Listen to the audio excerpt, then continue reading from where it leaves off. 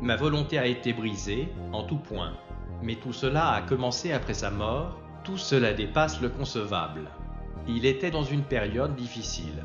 Je suis sûr qu'il n'en parlait pas. J'avais l'impression d'être de plus en plus éloigné de lui.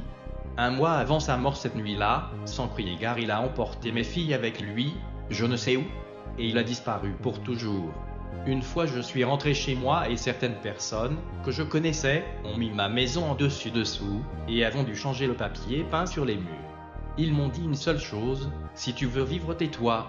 Plus tard j'ai appris que le meurtre de Vladimir avait été préparé depuis longtemps, il a été éliminé quand le premier clone était presque capable de prendre la relève. De l'extérieur, bien sûr que j'aimais Poutine, j'étais impressionné. Mais c'était une personne radicalement différente. Ils ont en quelque sorte réussi à retrouver mes filles. Et m'ont envoyé un ultimatum, soit je joue le rôle d'une femme dévouée, soit ils massacreront mes filles et moi avec. Je n'avais pas le choix. J'ai d'abord essayé d'éviter les événements publics. L'attention corrosive des médias, la controverse et les bavardages, tout cela m'a rendu malade au plus haut point. Mais je faisais semblant d'être la femme d'un homme qui était bien pire qu'il ne le paraissait, donc ils ont préparé un double pour moi. Quand je dis que quand les choses ne vont pas dans leur sens, alors ils se débarrassent des embarras. S'ils avaient eu le temps de mettre en place mon double dans des circonstances plus similaires, alors ils m'auraient tué il y a bien longtemps. Nous avons miraculeusement réussi à nous échapper. Pour des raisons évidentes, je ne peux pas dire qui nous a aidés à sortir de cette situation si dramatique et horrible. Le divorce a été ma délivrance. Maintenant je vis à l'étranger, je vais bien.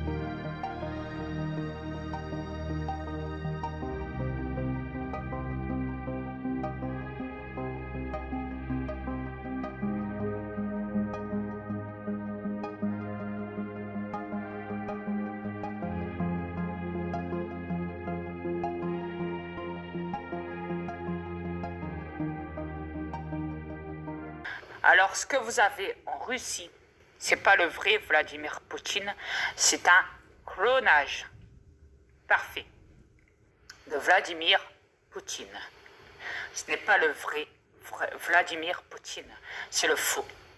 C'est comme en France, c'est pareil.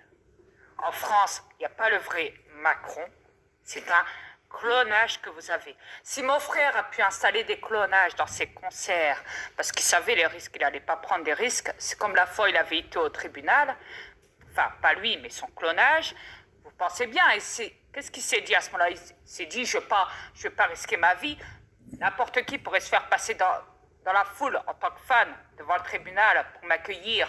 N'importe qui pourrait se faire passer comme fan, hein, et me descendre. Au moment où je sors du véhicule pour me rendre devant la porte du tribunal. Il n'est pas con, mon frère. Il a installé un clonage à la place. C'est comme quand il a dû aussi mettre un clonage. Quand il a avoué, quand il a dit, voilà, le clonage, quand il a été en Angleterre pour dire au monde entier, oui, ne vous inquiétez pas, il y aura 50 je vais faire mon cancer là, en Angleterre, ça sera...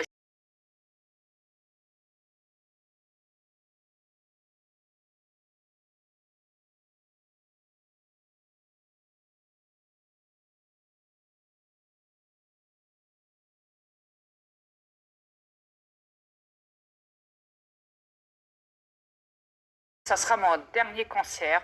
Après ça, je n'en ferai plus. C'était pas lui.